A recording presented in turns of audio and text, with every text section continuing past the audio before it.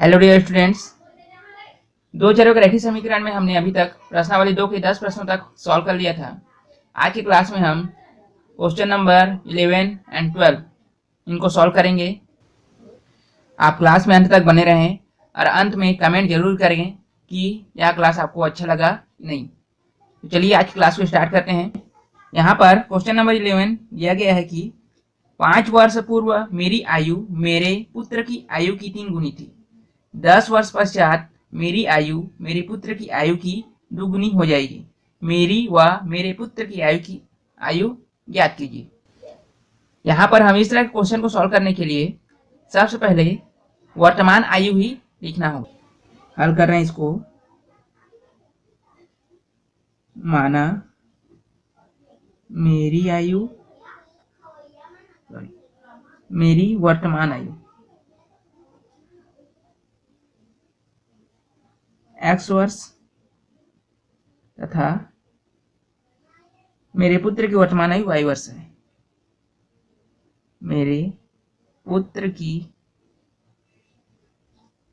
वर्तमान आयु y वर्ष है।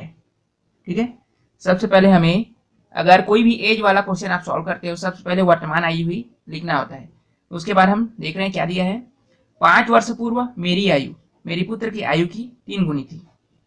अभी वर्तमान है, हम 5 वर्ष पहले जाएंगे, मतलब हमको क्या करना है, माइनस करना है। पूर्व जाने पर हमको माइनस करना होता है और आगे जाने पर प्लस करना होता है। यहाँ पर जो भी वर्तमान आयु रहेगा उसमें हमको माइनस करना होगा। यहाँ पर 5 वर्ष पूर्व बोल रहे हैं, मतलब यहाँ पर क्या होगा, 5 माइनस हो जाएगा। यहाँ पर लिखाएगा क्या, 5 वर्ष पूर्व मेरी आयु, 5 वर्ष पूर्व मेरी आयु क्या हो जाएगी, x माइनस 5। अब 5 वर्ष पूर्व पुत्र की आयु क्या होगी, 5 वर्ष पूर्व पुत्र की आयु y माइनस 5। अब बोला क्या गया है, 5 वर्ष पूर्व मेरी आयु पुत्र की आयु की 3 गुनी थी। ठीक है, मतलब मेरी आयु पुत्र की आयु की 3 गुनी थी। मान लेते हैं अगर ये पुत्र की आयु 3 साल थी तो मेरी आयु क्या होगी, इसकी 3 गुनी मतलब 9। हमको गुणा किस में करना है, पुत्र की आयु में हमको 3 का गुणा करना है। देखिए हम करते हैं प्रश्नानुसार। प्रथम प्रश्नानुसार क्या हो जाएगा, x minus 5 is equal to 3 को मल्टीप्लाई कर दिए y माइनस 5 में। ठीक है, 5 वर्ष पूर्व उसकी 3 गुनी होगी। अब इसको सॉल्व करेंगे, क्या होगा, x minus 5 is equal to 3y multiply कर रहे हैं माइनस 15। देखिए अगर इसको और आगे सॉल्व करें तो हम क्या करेंगे, -5 को इस साइड पक्षांतर करना है और 3y को इस साइड कर रहे हैं आगे सॉल्व। क्या होगा, x माइनस 3y हो गया, पक्षांतर की 3y को, और माइनस 15 पहले से था, -5 को इस साइड लेके आएंगे, क्या हो गया, वो प्लस में आ जाएगा, +5। अब इसको देखिए, यहाँ पर माइनस होगा, बड़ी संख्या माइनस इसलिए माइनस में आएगा। तो x minus 3y equal to क्या हो जाएगा, ये -10। इसको हम मान रहे हैं समीकरण 1। अब देखिए आगे क्वेश्चन में क्या बोला है, 10 वर्ष पश्चात। पश्चात बोल रहे मतलब इधर जाना है, मतलब हमको प्लस करना है। वर्तमान आयु में फिर 10 वर्ष का प्लस हो जाएगा, मतलब 8 हो जाएगा। तो 10 वर्ष पश्चात मेरी आयु मेरे पुत्र की आयु की 2 गुनी हो जाएगी। यहाँ पर भी हमको पुत्र की आयु में ही 2 का मल्टीप्लाई करना है। ठीक है, 10 वर्ष पश्चात लिख रहे हैं यहाँ पे।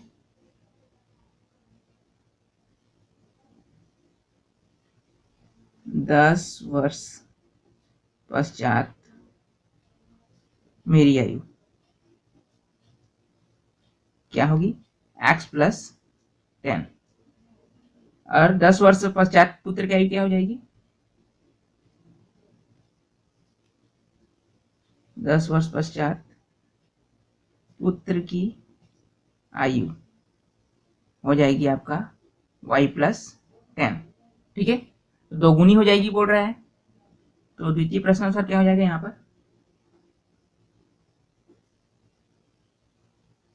द्वितीय प्रश्न अनुसार x plus 10 is equal to 2 को मल्टीप्लाई हो जाएगा y प्लस 10 में। अब इसको सॉल्व करेंगे, ये हो जाएगा आपका x plus 10 2y plus 20 multiply किए, फिर यहाँ पर हमको 10 को इस साइड लेके आना है और 2y को इस साइड। ये हो गया x minus 2y is equal to 20 minus 10, x minus 2y is equal to यहाँ से 10 माइनस किए तो 10। इसको हम समीकरण 2 मान रहे हैं। देखिए हमारे पास समीकरण 1 क्या है, x minus 3y is equal to minus 10। यहाँ पर समीकरण 2 क्या है, x minus 2y is equal to 10। यहाँ से हम विलोपन विधि लगाएंगे तो हम x को कैंसिल कर सकते हैं माइनस करके, ठीक है। विलोपन विधि लगा रहे हैं, समीकरण 1 व 2 को घटाने पर, ठीक।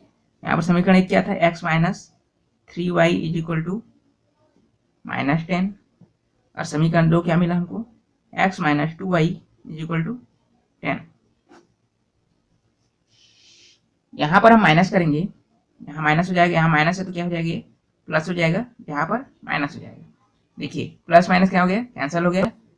अब यहाँ पर यहाँ प्लस है, यहाँ माइनस है, क्या होगा, माइनस होगा, लेकिन बड़ी संख्या माइनस इसलिए माइनस y, 3 में 2 गया, ठीक है।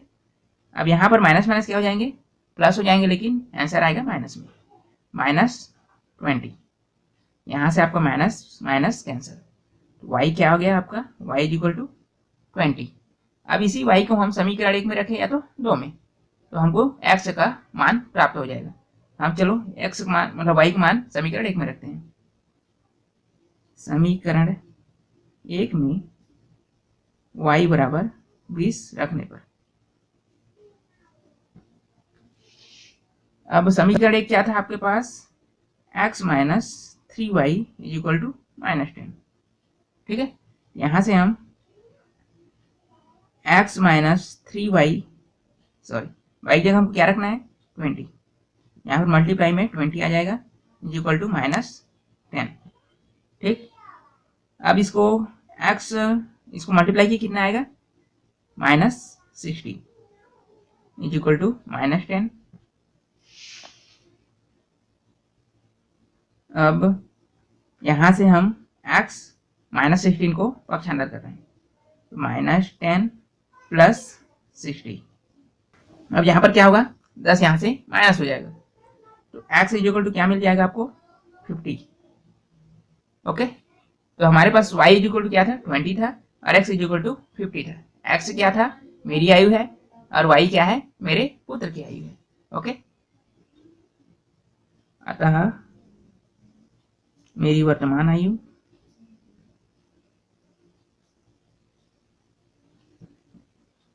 20 वर्ष सॉरी 50 वर्ष तथा मेरे पुत्र की वर्तमान आयु 20 वर्ष है। यह प्रश्न यहाँ से सॉल्व हुआ। अब हम प्रश्न क्रमांक 12वां देख रहे हैं। देखिए यहाँ पर क्वेश्चन नंबर 12 में क्या दिया है, दो स्थानों ए और बी की दूरी 70 किलोमीटर है। दो कारें ए और बी से चलना प्रारंभ करती है। यदि वे एक दिशा में चलती हैं तब 7 घंटे बाद एक दूसरे से मिलती है। अगर वे एक दूसरे की ओर चलती है तो 1 घंटे बाद एक दूसरे से मिलती है। तो हमको कारों की क्या है, चाल बताना है। यहाँ पर दो स्थितियां हैं। देखिए हमको क्या बोला है, यहाँ पर दो स्थानें हैं। मान लेते हैं स्थान ए और बी है, ठीक है। यहाँ से कार चलना प्रारंभ करती है और यहाँ से भी। जब वे एक ही दिशा में चलती है, मतलब यहाँ से भी इसी दिशा में जाएगी, यहाँ से भी इसी दिशा में जाएंगी, तो 7 घंटे बाद किसी स्थान पर मिलती है। मान लेते हैं वो सी पर मिली। यहाँ से यहाँ तक की दूरी दी है 70 किलोमीटर, ठीक।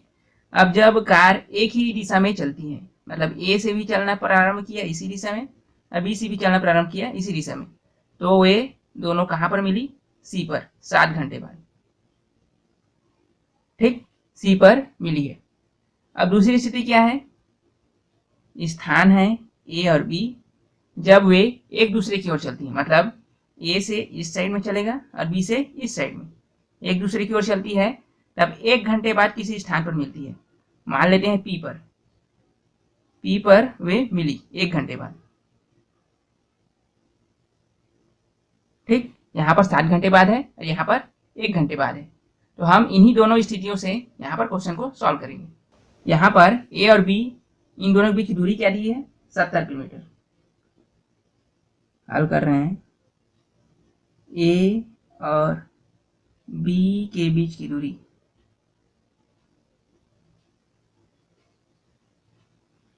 ए बी बराबर कितना दिया है? 70 किलोमीटर। अब ए से जो कार चल रही है उसकी जो चाल है, उसकी जो स्पीड है, उसको x किलोमीटर प्रति आवर मानते हैं, और बी से जो कार चल रही है उसको y किलोमीटर प्रति घंटा उसकी स्पीड को मान रहे हैं। माना पहली कार की चाल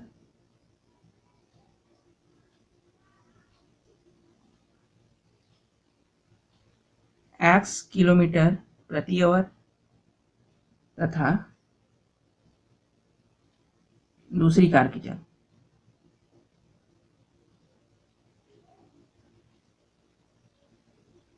इसको मान रहा है y किलोमीटर प्रति आवर। देखिए हमने यहां पर क्या माना है, जब एक ही दिशा में चल रही है तो कहां पर मिल रही है? C पर। जब दोनों कार एक ही दिशा में चलती है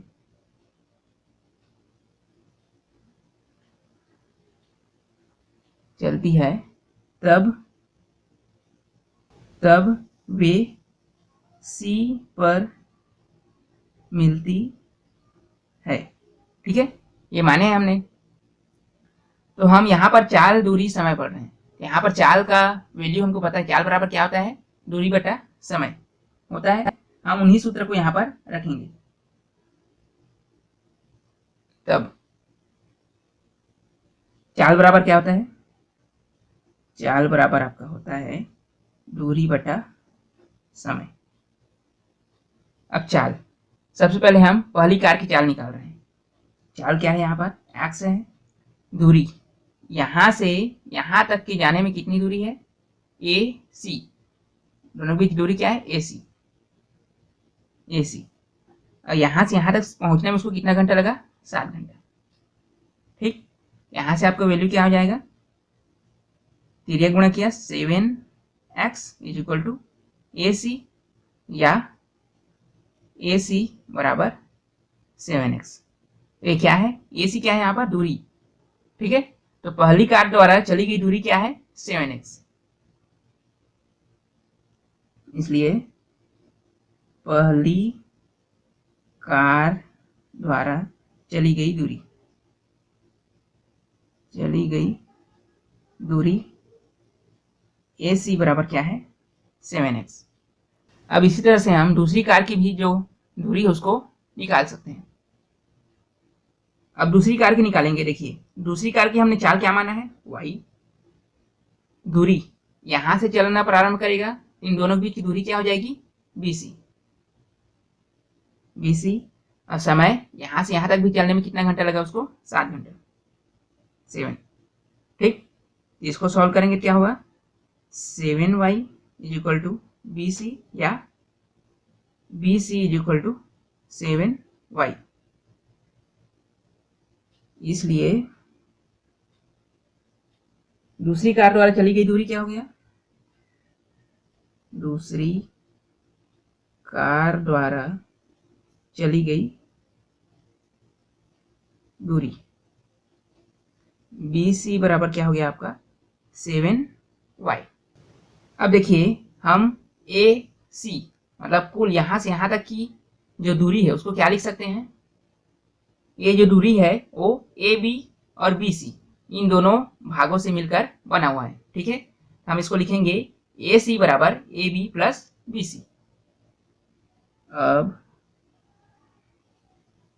AC बराबर AB प्लस BC।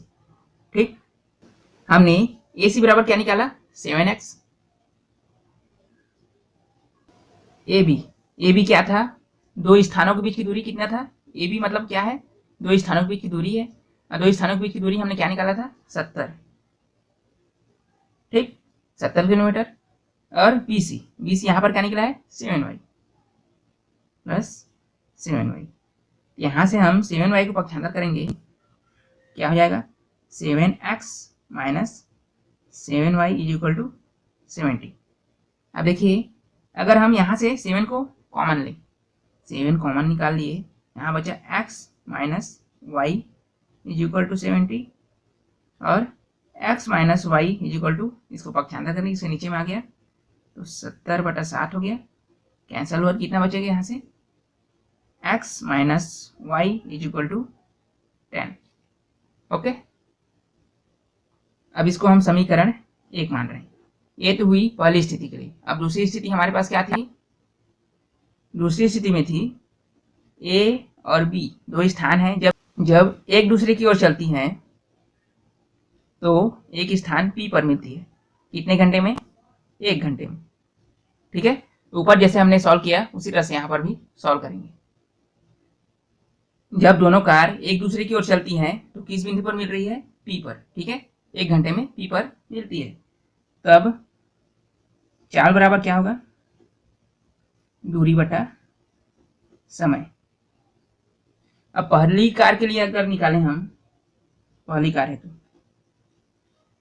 पहली कार हेतु देखिए, पहली कार की चाल क्या थी, x, दूरी, अब यहां से यहां तक के जाने में कितना दूरी लग रहा है, AP, और समय, यहां से यहां तक पहुंचने में कितना घंटा लगा, 1 घंटा, ठीक।